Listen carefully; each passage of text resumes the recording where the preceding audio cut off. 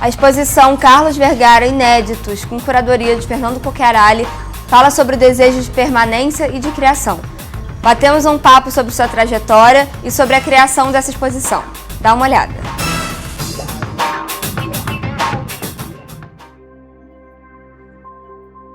Assim, eu fiquei olhando cadernos velhos, cantinhos de página, e tinha uns desenhos interessantes. E eu resolvi tentar, peraí, e se eu pegar isso e levar para o plano do discurso? E aí eu pensei em fazer umas tatuagens para a parede. A escolha de material é o seguinte: quando um artista acorda de manhã, ele pensa assim, sobre o que eu vou falar? Descoberto isso, ele pensa o seguinte, como? Então, porque cada assunto requer uma linguagem, uma voz. Então, no caso dos desenhos, eu achei que transformá-los num desenho espacial com uma matéria bruta como asfalto daria uma coisa que era um cantinho de página pequenininho, um peso e uma espécie de solenidade que interessava para mim. Nessa exposição eu quis juntar algumas coisas que faziam sentido. Tem esse investimento nessas coisas inéditas, que são as tatuagens com asfalto. Tem algumas pinturas, que são, na verdade, aquarelas sobre tela. Tem aquarelas mesmo sobre papel. Tem desenhos, um dos desenhos que geraram as tatuagens está aqui também, que foram desenhos que eu fiz quando eu estava hospitalizado, operando o joelho. E uma das coisas que eu mais fiquei impressionado foi a habilidade dos cirurgiões. Essa coisa da mão humana é uma coisa, além de expressiva, ela tem uma possibilidade de ser altamente hábil. E aí é o seguinte, você pode fazer com as tuas mãos o que você quiser. Oferecer ou pedir. É o mesmo gesto. Oferecer e pedir com o mesmo gesto. No meu trabalho, desde os anos 60, eu uso fotografia. E às vezes eu trunco, ou seja, junto quatro, como aqui, junto quatro imagens para fazer uma imagem truncada, para criar mais dificuldade de ver. Para quê?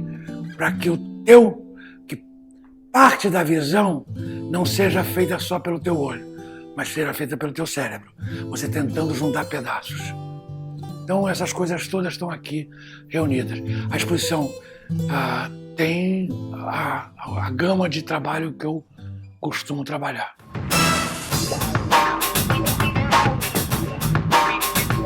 Depois de passarem por vários festivais, chegam ao circuito comercial 2 novos filmes brasileiros. A produção carioca Campo Grande, de Sandra Kogut, e a produção paulista O Outro Lado do Paraíso, de André Ristum.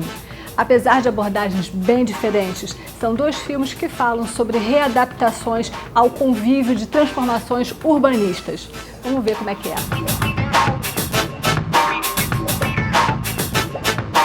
Você achou ela, Leonardo? Foi mais ou menos como eu já expliquei pra senhora, dona Regina. Quando eu abri a porta da garagem, ela já estava sentadinha ali no... Mas que horas foi isso, Leonardo? Mais ou menos. 5, foi 6? Não, Regina... Ai, ninguém sabe nada. O filme conta uma história que se passa no Rio de Janeiro, nos dias de hoje, no meio das confusões, das obras, e que é uma história que fala de transformação em todos os níveis, assim, não só a transformação da cidade física, como das relações sociais, como transformação na vida de cada um daqueles personagens. O filme começa com 2 crianças que de repente aparecem na porta da casa de uma mulher em Ipanema, e a única coisa que elas sabem é que a mãe disse que ela ia ali e já voltava, e elas têm que ficar ali esperando. E aí o encontro desses 2 mundos, essas crianças e a vida dessa mulher, onde também estão acontecendo várias coisas, vai mudar a vida deles todos para sempre. Mesmo essas obras e toda essa confusão da cidade que a gente vê no filme, ao mesmo tempo que elas são reais, que a gente sabe que elas existem, elas também são um pouco a paisagem interna dos personagens. o jeito que eu trabalho, o jeito que eu filmei, assim, eu nunca fecho a rua. Eu gosto de interagir com o que está acontecendo. Então, tem algumas histórias engraçadas. Por exemplo, a gente colocou um ponto de ônibus cenográfico para fazer uma cena. E aí, 5 minutos que eu fui ali, os ônibus começaram a parar no nosso ponto, as pessoas desciam, pessoas pegaram ônibus no nosso ponto. Assim, ele foi absorvido pela cidade. Em 5 minutos, a gente até falou, e eu acho que vai ter gente reclamando quando a gente tirar esse ponto.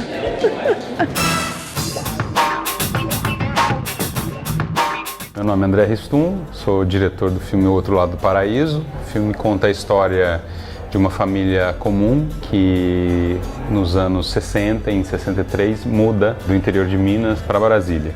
E aí ali, logo depois acontece o golpe militar e isso, digamos que afeta um pouco a vida de todos eles.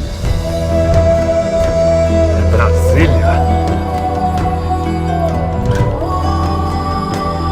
O Outro Lado do Paraíso ele é baseado num livro, um livro autobiográfico do Luiz Fernando Imediato, e eu fui convidado para dirigir. Aí eu li o conto, me encantei, achei uma história super sensível, bonita, tem uma relação com o que eu gosto de falar, com temas que me interessam, como a relação pai e filho, como o período da ditadura militar, né, essa questão do golpe. Então o interessante era trazer uma nova ótica sobre o golpe militar, né, não falar de militantes, não falar de gente que teve um envolvimento mais direto com o golpe, falar de um momento da ditadura militar que talvez nunca falado numa ficção, que é o momento exatamente de ruptura, o momento do golpe militar, que existe uma crença equivocada de que o golpe militar afetou a vida só de pessoas que tinham envolvimento, algum tipo de envolvimento político. E no caso não, né? O filme está aí para contar a história verídica de uma família comum que teve sua vida muito afetada pelo golpe militar. Chegou a hora de mostrarmos a força dos trabalhadores e provar que estamos unidos na luta pelo Brasil e pelas reformas de base. Isso aqui não é o paraíso. Batalha de vida ou morte não foi à toa. Foi a mensagem.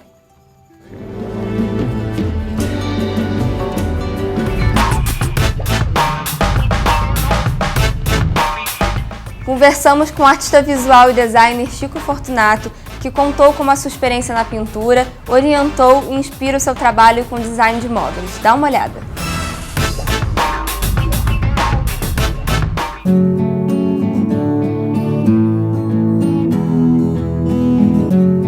Sou Chico Fortunato,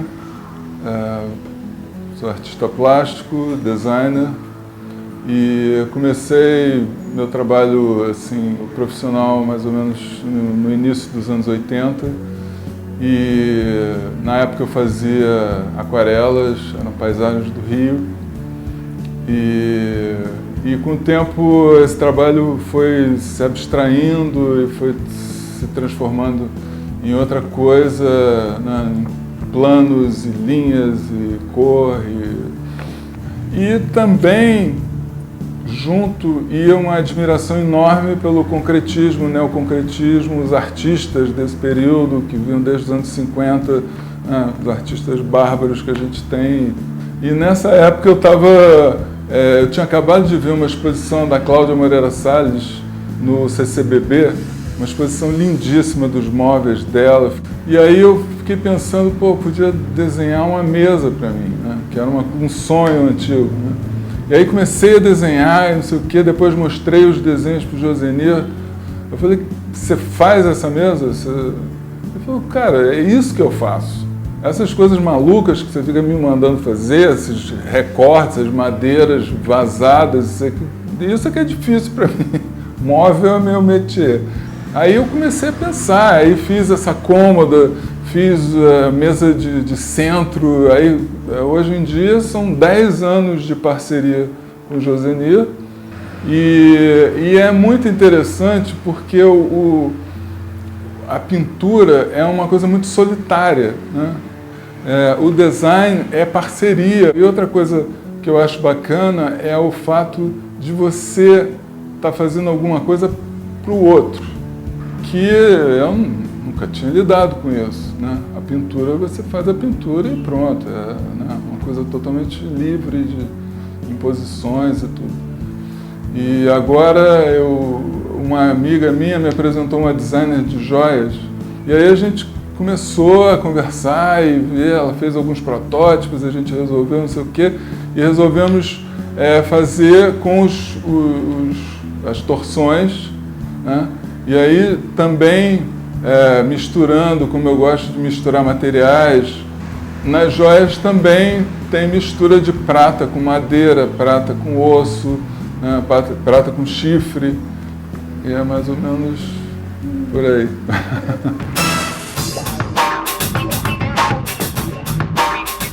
Os músicos Bernardo Aguiar e Gabriel Policarpo colocam lado a lado e desconstroem dois instrumentos típicos da percussão brasileira, o pandeiro e o repique. Eles falaram para o curta sobre o projeto, dá uma olhada.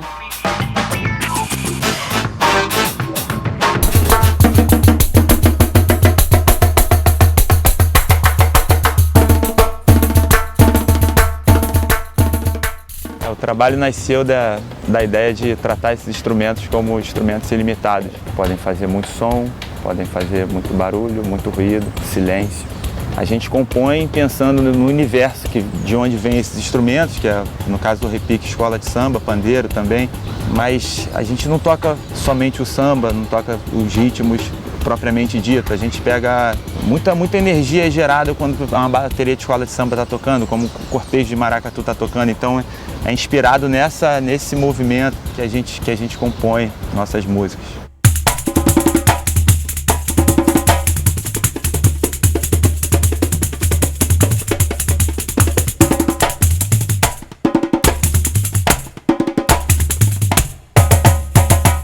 Com o Pandeiro Repique Duo, esse projeto a gente coloca algumas sonoridades na linha de frente. Então a gente procura extrair melodias que nunca a gente prestou atenção, a gente começa a atingir essas melodias, esses timbres, essas sonoridades. A gente está sempre descobrindo uma coisa nova. Considerando que os sons, os nossos instrumentos, a técnica é infinita. A gente está sempre aprendendo, está sempre descobrindo. O Gabriel chega e fala, olha o que eu descobri aqui. Aí eu, isso aqui combina com isso aqui.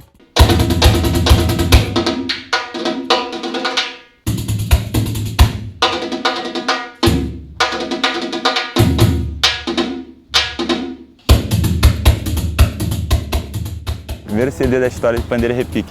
O CD é duplo. O primeiro, só Pandeiro e Repique, a gente optou em fazer nossas músicas. E o segundo, convidando alguns amigos músicos.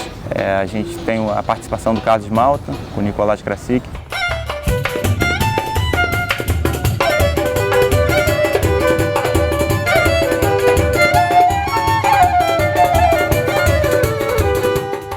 Do Achimba, que é o tanzaniano, cantando.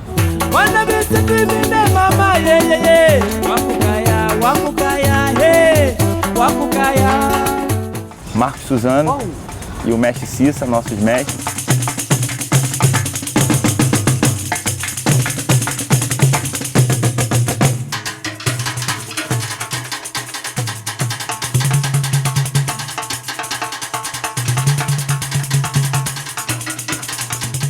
E o Yamandu tocando violão.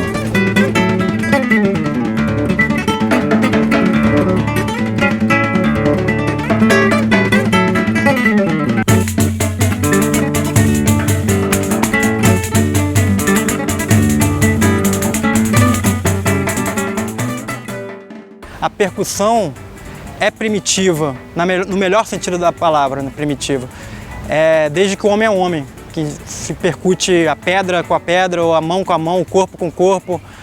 Qualquer coisa é percussão, um beijo é percussão, a batida do coração é percussão.